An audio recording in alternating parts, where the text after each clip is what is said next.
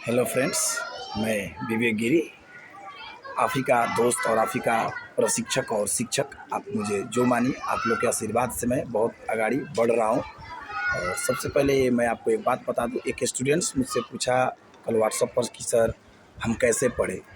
तो वो स्टूडेंट के लिए और इस सारे स्टूडेंट के लिए मैं एक मैसेज छोड़ना चाहता हूँ। पढ़ने का कोई टाइम टेबल नहीं होता है, पढ़ने के लिए कोई टाइम टेबल नहीं होता है। टाइम टेबल अच्छे कामों के लिए नहीं बना है, टाइम टेबल अच्छे कामों के लिए नहीं बने। टाइम टेबल का अच्छा काम से कोई रिलेशन नहीं है।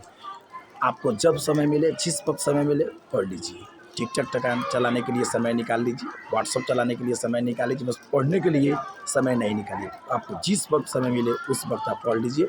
पढ़ने का कोई टाइम टेबल नहीं होता है। हम लोग को क्या है कि जब कोई हमारा दोस्त, हमारे रिलेशन में कोई जब पास आउट होते हैं तो हम लोग अपना रेक झाड़ कर क्या करते हैं, उस रेकों को सफ़ा कर उसमें हम लोग पढ़ने बैठते हैं, रूटीन बनाते हैं। लेकिन पढ़ने का मेरे हिसाब से, जहाँ तक मैंने यहाँ तक सुना हूँ, पढ़ने का कोई भी टाइम टेबल नहीं होता है। पढ़ने का एक अपना जुनून और जोश होना चाहिए। कहा जाता है ना, सूर्य जितना भी तेज उगले, समुंदर को नहीं सुखा सकता। इसी तरह से एक कहावत है, सूरज जितना भी तेज उगले समुंदर को नहीं सुखा सकता। इसलिए आप अच्छे से मिलकर, समझकर, बूझकर आप अपना होशो हवास में बैठकर पढ़िए।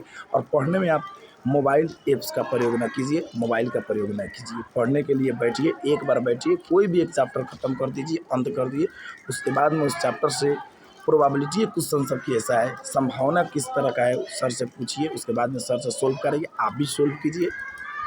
इस कोई भी चैप्टर, मानिए कि हम लोग ब्रह्मांड पढ़े, ब्रह्मांड पढ़ने के बाद में ब्रह्मांड संबंधी कितना सारा इंपॉर्टेंट क्वेश्चंस है और ब्रह्मांड संबंधी कैसा कैसा क्वेश्चंस इससे पहले एग्जाम में पूछा है लोक सेवा आयोग, उसके बाद में पीएससी टीएससी की कैसा कैसा क्वेश्चंस पूछा है, आपको उस सबसे पहले क्वेश्चंस मायने रखता है। और इसमें अब नया नवीनतम चिंतन में कैसा क्वेश्चन बन सकता है, सबसे बड़ी बात यह है कि अब नया नवीनतम क्वेश्चन में सबसे बड़ी बात यह है कि अब कैसा क्वेश्चंस बन सकता है। प्रोबेबिलिटी क्वेश्चंस, प्रीवियस क्वेश्चंस, और अपने मन से क्वेश्चंस बनाइए और अपने आप से पढ़िए, मेहनत कीजिए, एक दिन सक्सेस जरूर होगी। मेहनत ही ऐसी चीज़ है कि आपको सक्सेस लेकर आती है। और आपको सक्सेस में सबसे ज़्यादा आपका माँ, पिताजी और गुरु का हाथ होता है। इस तीनों बहुत खुश होंगे जिस दिन आप सक्सेस होंगे, लेकिन सबसे ज़्यादा कम फ़ायदा इन्हीं को मिलते हैं। गुरु, आप मानिए कि राष्ट्रपति बन जाइएगा, उसके बाद में आप अपने गुरु को, शिक्षक को क्या कीजिए, ज़्यादा से ज़्यादा आपसे भेंट होगा तो एक कप चाय आप दीजिएगा।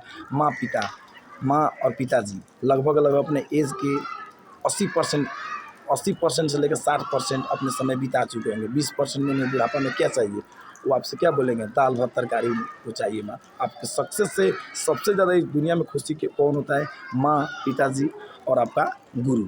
और सारे तीनों को सबसे ज़्यादा क्या होता है, कम सुख मिलता है आपके सक्सेस से। इसीलिए सक्सेस ही एक जीवन का सफलता है। और सारे को मैं यही बात इसी वीडियो के मार्फत आप लोगों को बताना चाहता हूँ कि सक्सेस होने के लिए हार्ड मेहनत करना पड़ता है। हार्ड मेहनत कीजिए, लेकिन स्मार्ट तरीके से। हार्ड मेहनत और स्मार्ट तरीके के बीच में बहुत सारी संबंध है।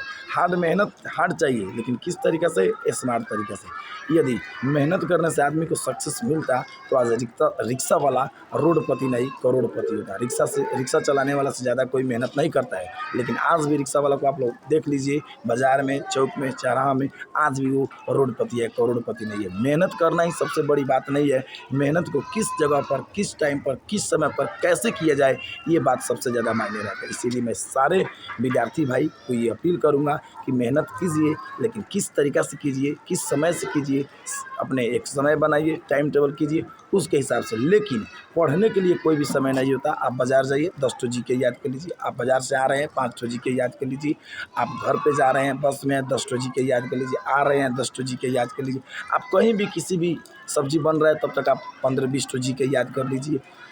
इसीलिए मैं आप लोग को बोलता हूँ कि आप लोग थोड़ा मेहनत कीजिए, अच्छे से पढ़िए, एक दिन एक आप लोग को ज़रूर सफलता मिलेगी। मैं अपने बारे में उसी दिन बता दिया था, फिर भी मैं मिडिल क्लास का स्टूडेंट था। मैं पढ़ने में कोई खास तेज़ी नहीं, मैं नीचे से टॉप करने वाला स्टूडेंट था। मैं नीचे से ही टॉप करता था। 1 से 7 में मेरा रोल नंबर 1 से 6 हुआ करता था।